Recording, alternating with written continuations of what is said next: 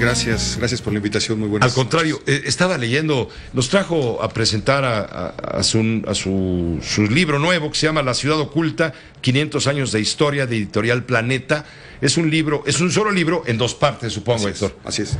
Bueno, me llama la atención esto, y leer tus columnas me obliga a decirte, ¿por qué no fuiste reportero de policía, caray? No. Eres buenísimo, buenísimo. Las columnas que escribes en Universal, informando con todo detalle e información precisa lo que pasa en los grandes hechos, que aquí en los noticieros a veces tratamos de manera muy superficial. Tú te metes a profundidad en cada caso y eso es cautivante. Pero hablemos hoy de la Ciudad de México. ¿Cómo surge la idea de hacer este libro de esta ciudad que es un verdadero monstruo, secuestrado por en su momento, en su tiempo, en su historia, por las inundaciones, secuestrado por los sismos, los terremotos, secuestrado por autoridades que han hecho crecer la capital de la República de manera absolutamente desquiciada? ¿Cómo es que se te ocurre, por qué se te ocurre contar 500 historias? Ahora que lo dices, es que es una ciudad atada a sus fatalidades desde su origen. Una decisión original, equivocada, errónea, provocó todo esto, que fue... Se equivocaron los aztecas. Se equivocaron los aztecas levantando una ciudad donde era imposible que existiera una ciudad. ¿Por qué?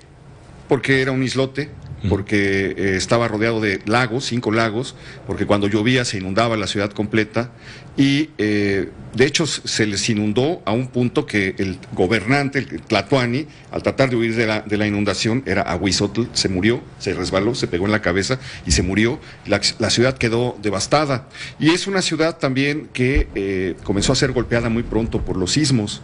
En 1470 y tantos, la ciudad de Tenochtitlan quedó completamente destruida completamente, la tuvieron que hacer de nuevo a consecuencia de un terremoto.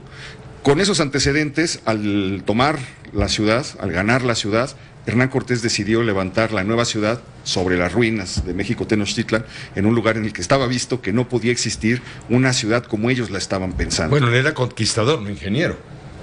No, claro, pero es la decisión de un gobernante costosísima. ¿Él hubiera levantado Texcoco? ¿El aeropuerto de Texcoco? No, es semejante a lo que hizo, a lo que estamos viendo, ¿no? Una imposición que te cuesta de una manera incalculable, inconmensurable. Y lo que pasa es que hacen la ciudad. El rey de España, después de una inundación, dijo: llévense México de ahí, funden la capital en otro lugar, esa ciudad no puede estar ahí. Y no le hicieron caso. La ciudad había sufrido una inundación tremenda en 1629 y la inundación fue tan brutal que México quedó abandonada 5 años. El agua subió 2 metros. Si ustedes pasan por la calle de Madero y Motolinía, van a ver del lado derecho, yendo hacia el Zócalo, que está empotrado un mascarón felino. Ese mascarón felino marca la altura que llegó el agua en la inundación de 1629, son más de 2 metros. Hubo 30,000 muertos. Y aparte de esto, el agua no bajó, siguió lloviendo, se siguieron metiendo el agua de los lagos. Allí comenzó el propósito de secar el lago de Texcoco para evitar que la ciudad se siguiera inundando.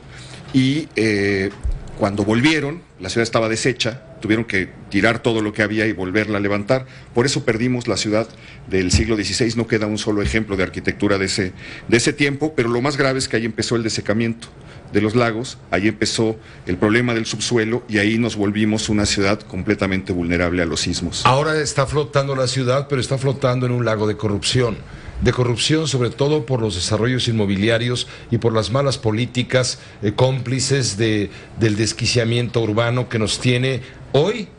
No, pues exagero si digo muertos de sed, pero prácticamente muertos de sed, porque ahorita nos cortaron el Cutzamala, 30% del flujo del agua.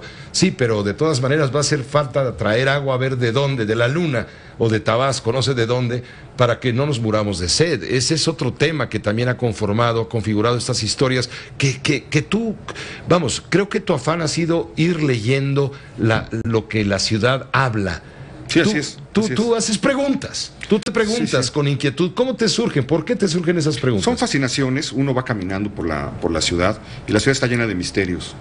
La ciudad está llena de lugares que uno no se explica qué significan, quién vivió ahí, este edificio por qué es así, etcétera. o esta calle, ¿por qué se llama de este modo? Lo más extraordinario es que para casi todas esas preguntas la ciudad guarda una respuesta. Simplemente hay que buscar en el lugar indicado y es fácil encontrarla. La ciudad habla. La ciudad te cuenta su historia, no te la revela, pero sí, te muestra su historia. Si tú la miras con atención, es como una esfinge, le haces la pregunta correcta y ella te responde. En las hemerotecas, en los archivos, en la memoria de sus habitantes más viejos, hay respuestas a todos los misterios urbanos. Es interesantísimo. Tú estás contando historias que tienen que ver con el juarismo, bueno, con toda la historia de México, con Sor Juana, en fin, y nos traes hasta los tiempos modernos, siglo XX, principio del siglo XXI. Son 500 historias. Hablas de la cohetería. Sí, claro. Que sí, la cohetería en dos sentidos, ¿no? La cohetería luminosa, los fuegos artificiales y también los cohetes que nos ponemos aquí, ¿no? Están ligados. Casi son sinónimo de la fiesta. Pero ¿de dónde nos viene este gusto? Yo recordaba hoy en la mañana que Tultepec cada año hay una explosión y hay muertos, y recordamos lo fatales que son los cohetes, y recordamos cada que hay fiestas de un santo, los problemas, la locura que significa vivir cerca de un templo. Pero ni Juárez pudo contener esto. Juárez lo quiso contener. Juárez quiso un país que fuera protestante.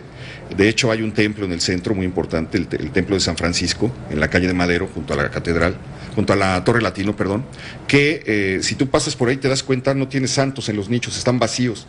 Y eso es porque se lo dieron a un sacerdote protestante para que implantara la religión protestante en México.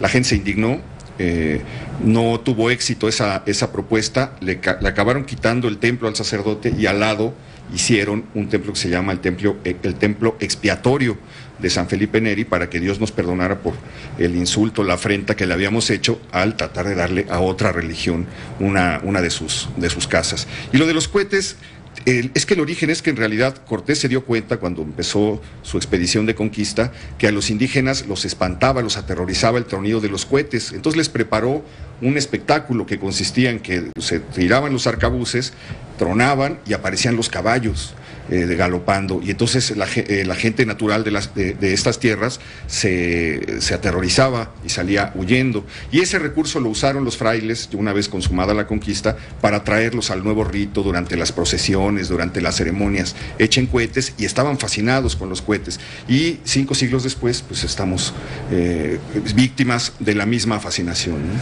Pues te agradezco mucho que hayas acudido con nosotros también.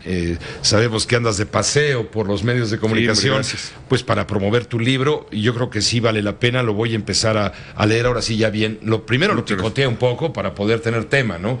Pero hay que leerlo a fondo. La ciudad oculta, 500 años de historia, escrita por Héctor de Mauleón, de Editorial Planeta. Te agradecemos mucho que nos hayas obsequiado estos ejemplares y que nos permitas invitar a quien nos escucha a que le eche un ojo a este libro, a estos 2 libros. Uno es color amarillo, el otro es color rosa mexicano, para que no se confunda. Es un mismo libro, lo que pasa es que te hubiera quedado muy gordo, ¿no? Así es, sí, exacto. 500 historias. Así es. Aquí hablas de ¿qué? De Fantasma, La Llorona, de...